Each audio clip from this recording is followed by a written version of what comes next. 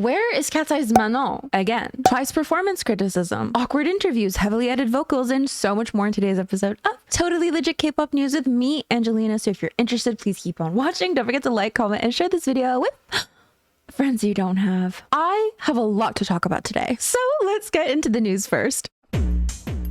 HYBE has been facing so much backlash over Manon seemingly being absent from Katseye's content. A while ago, we talked about how she was not in the Gabriella performance video, and this was due to an ankle injury. Now, while fans were understanding of the fact that, people get injured, things happen, a lot of people thought rather this pointed to a pattern, that they could have waited, that they could have included her somehow. Fast forward to Katseye collaborating with Monster High, and we got to see a video of them receiving their own Monster High dolls. So here's the video in question. So they're so excited and they find out that they get to keep the dolls. And then we get to see some of the dolls up close. Makeup is exactly like mine. Megan points out that the doll even has a jade bracelet like hers. And Hyunjoo is saying that the doll has a mole that nobody noticed that she has. I wish that I had a doll with a bindi. Lara's talking about how her doll has a bindi and she would have loved to have a doll with a bindi when she was growing up. Like, they just seem so proud and so excited to have these dolls of themselves. But then it ends there. Every single member except for Manon talk about their doll, how it's similar to them, to what they're wearing, to the moles on their faces, to the jewelry that they're wearing. But the video cuts off and we don't get to hear Manon talking about her doll. So fans are really upset with HYBE for seemingly erasing Manon from Katseye. But it didn't end there, because the promotional pictures released for the Monster High collaboration featured solo shots of each member except for Manon. So if we go to HYBE.com, we see there's 7 pictures, but when you go to the 7th photo, it's actually a group shot rather than a solo shot with Manon. Going to the article itself, of course, we're seeing comments asking where Manon is. So what we aren't going to do is erase Manon from this article, so let's go ahead and add that solo pic, okay? Can you add Manon's individual picture, please? Not sure why she's not included in the slideshow at the top, but all the other members have their own individual photos. This article includes solo photos of all members except Manon. Please correct this. Now, it seems that the editor behind this piece was noticing the backlash for not having Manon's picture, and they actually addressed why she was missing. To the icons, I'm not in charge of what photos were sent for the article. They didn't send me a solo photo of Manon to be included, otherwise there would be one. I wouldn't purposely exclude her, guys. Fans are even pointing to her Instagram where she wrote, "Tell baby Mans she got her own doll now." The discussion definitely turned to, this is definitely an exciting moment. As we saw, the girls were so excited, the jade bracelet, the bindi. These are all childhood dreams coming true. A lot of people bringing up representation, and they would have loved to see Manon's joy in that moment of seeing her doll, but they didn't get to. So this led to people bringing up other instances where she was seemingly erased from the group. We have this infamous incident, the Glossier billboard. Manon wasn't able to be there for the group shot, but they were also basically covering her face in this photo. People were also bringing up the choreography for debut, where it seemed like members were taking turns to cover her in the choreography. Consequently, it seems that some fans are actually going on strike, and they're doing so in the hopes that she can get better treatment. Please take your time to read this statement. Manon Loops will be boycotting anything HYBE Geffen releases until Manon is treated like an equal member. I hope we can stand together in this. So in their statement, they're basically saying that she's constantly set up, left out. Another account mirroring these sentiments as well. So of course, with all that said, I would love to know your thoughts about this, because I can see it from many directions. Like, of course, seeing all these examples, you would want all members to be present for everything. But is that realistic in a healthy way? If we talk about K-pop in general, I know you're going to say this isn't K-pop. Listen.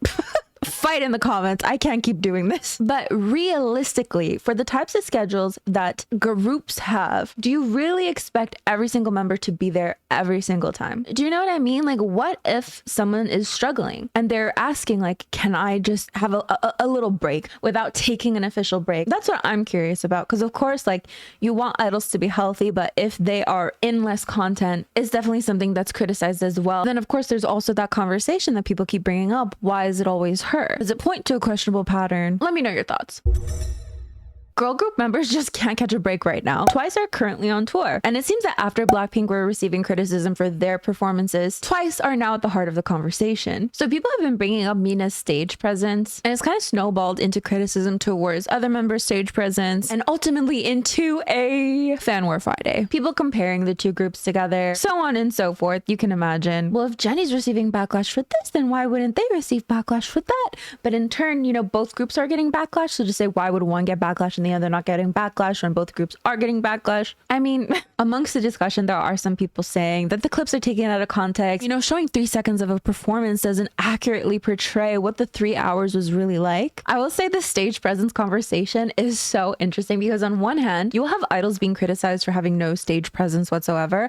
And then if an idol has too much stage presence, they will be criticized as well. You know what I'm talking about. If someone gives too much energy versus giving too little energy. Now, it's not to say that you cannot criticize performances, though I would assume the majority of people who pay to go to these concerts know what they're getting into. Like, I don't think you're going to pay so much money to go see a group whose performances you dislike. That really wouldn't make any sense. But of course, I can imagine it's quite sad if you pay money to go to a concert and, you know, the group is lip syncing or the group doesn't have stage presence or this or that. And I'm not saying that's what Twice is doing. I'm not saying that's what Blackpink is doing. But I do think there is a shift in K-pop performances. Sometimes fans themselves forget what the purpose of a performance is. Like, we're losing the performance aspect of some performances, and fans keep defending it because they love their faves and they want to protect their faves, but it creates unfavorable instances where if somebody makes a mistake, well, it's not just a fun mistake that was made at a concert, it turns into a hate train. Do you know what I mean? I think we just need to stop centering perfection, especially when it comes to concert performances. But let me know your thoughts.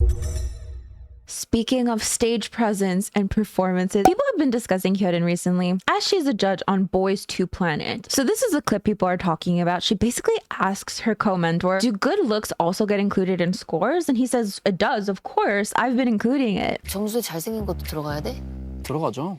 저는 계속 들어갔는데. 진짜? And she's like shocked, like, really? But I didn't even include it once. And he responds, doesn't that count as charm since they're idols? From there was a viral tweet about it basically saying, just this is right. For the first time, I'm disliking Hyolyn only a little. But this sparked a huge conversation because, I mean, of course we know that looks are very important. But what about talent? You people giving Hyolyn criticism for caring more about vocals and visuals is why the current state of K-pop is just companies giving us slop after slop and forcing us to eat this stuff when fans clearly want substance, but here we are. There's no way Hyolyn is getting backlash because she's prioritizing vocals over visual and idols. Putting Hyolyn on as a vocal coach but not wanting her to judge based off vocals is crazy to me. So let me know your thoughts about that.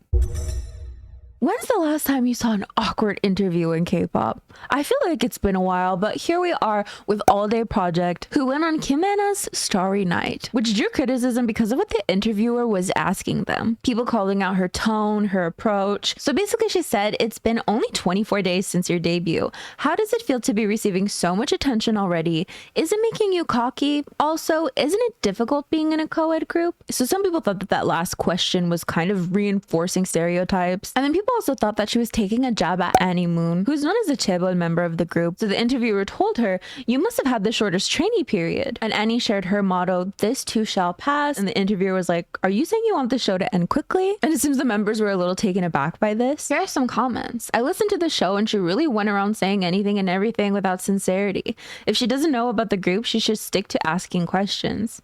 Can't believe she's still hosting the show after that. Sometimes people are joking in interviews and people take it too seriously. Sometimes it's genuinely uncomfortable. But of course, let me know your thoughts. TheBoyz Eric has clarified his comment about Hyunjoo from Squid Games after he received backlash for claiming she was a man. So for context, of course, in Squid Game, Hyunjoo is a transgender woman. So Eric said, Hyunjoo, if it's a spoiler, I'm sorry. I'm sorry to call you by another girl's name. But isn't Hyunjoo a man? Come to think of it, you're right. I'm sorry, cancel it anyways. So he was receiving some backlash for this comment because of course Hyunjoo is a transgender woman, though of course the actor himself is not. So from there he wrote this. I think there's been a misunderstanding recently I wanted to address. While talking about Squid Game, I was referring to the male actor that played Hyunjoo. I know this is a sensitive topic and I'm sorry to the communities that may have been hurt. Thank you to everyone who guided me with love to see the issue. I've come to understand the director's choice in casting and I want you to know that I respect every W regardless of gender. Hyunjoo's casting was a huge topic of conversation. There was actually a lot of backlash for casting a male actor as a transgender woman. The show's creator actually came out and explained why he made that decision, noting the scarcity of openly transgender actors in South Korea. But of course, let me know your thoughts in the comments. So let's move on to Kpop Shenanigans, which are basically fun little things that have happened in K-pop recently and are quick news. I don't think we have a lot of of BTS Jin is going viral for recreating the infamous Coldplay moment. IVE's Yujin did a cover of Golden from K-pop Demon Hunters, which accidentally started a conversation about heavily edited vocals in K-pop song covers. Because of course she's in a studio, it sounds like super professional. And though a lot of people were ecstatic to hear her singing, she sounds amazing, there were some people being like, we want to hear your raw voice, you know, just sit in front of a camera and sing it. So let me know your thoughts about that, because I mean, it's arguably more expensive to do a cover like that. But people are like, no, like, I don't even care if it's 480p. I just want to hear your raw vocals. Lisa got a neck tattoo and it says Dream. And interesting, Lisa actually has a song called Dream, and people have been pointing out the lyrics to the song that say, whenever I'm missing you, call you up, but I can't get through. Don't know where you sleep lately, but I'll see you in my dreams, maybe. Someone tweeted 9 of Twice has surpassed 12.4 million followers on Instagram, and they put a photo of Chloe Bailey and she reacted to it, which then prompted a lot of people to share their K-pop lookalikes in this manner. Yeosang of ATEEZ has surpassed 4.5 million followers on Instagram. It's like the way his lips are pursed. Is that the right way to say it? That's like so Yeosang to me. Hongjoong of ATEEZ. Though I maintain that Hongjoong of ATEEZ literally looks like Jessa Duggar from 19 Kids and Counting, but nobody is on board with it. The first time I saw Hongjoong, I was like, he looks so familiar to me and I can't point my finger at it. I think it's the teeth. Though we don't have a lot of K-pop shenanigans, which are basically fun little things that happen in K-pop recently and or quick news, we do have some fun little things. I had a K-pop dream last night, and while I was writing down my K-pop dream, I found an old K-pop dream. I wrote it while I was half asleep. I don't know if I shared this with you already, but I wrote front row at an ATEEZ concert, and if you guessed that he embed fave colors, happens, but I couldn't get anything right. Girl, what? What do you mean by that? I have no idea. And it was that was so long ago. I don't even remember anything. But my most recent dream. So Danielle from Nugent and I were going on a trip, and this girl is literally giving me an ad read in real life. You know, like the Truman Show, and they're like, you know, promoting products in real life because it's a TV show. She's literally giving me an ad read. And I was like, is this an ad read? But she gave me gifts afterwards. So who cares? Moving on to our K-pop song of the day, which actually isn't K-pop. Somebody's gonna bring it up. But I really like Monster High by Katseye. And it's so funny because I never ever had any Monster High dolls. Like the only dolls I had were like from Dollarama, which is fine, you know. Yeah, I never was into like Monster High or anything. Is there a movie? Like I want to watch, if there's a movie, I want to watch it now. But I love Katseye's Monster High. Like it's just repeating Monster High 10 million times, and I like it. Ricky, she can fly, Monster High. What gets me is that it says Monster High, Katseye, and Mattel. Mattel, you're not singing on this song. Get out. Monster High, Monster High. We're demons of the night. I don't know. But yeah, I reckon that's basically it for today's video. Thank you so much for joining me. Don't forget to like, comment, and share this video with friends you don't have. These are the lovely individuals who help support my channel on a monthly basis. It means the world to me. Thank you so much. And as for me, I'm gonna get going, even though one of my shorts was unjustly demonetized. And then I see it says request human review. AI is getting out of hand. What do you mean request human review? So a human didn't do this to me? You're just letting robots decide things for my life, like, and getting it wrong? I swear to God. Bye.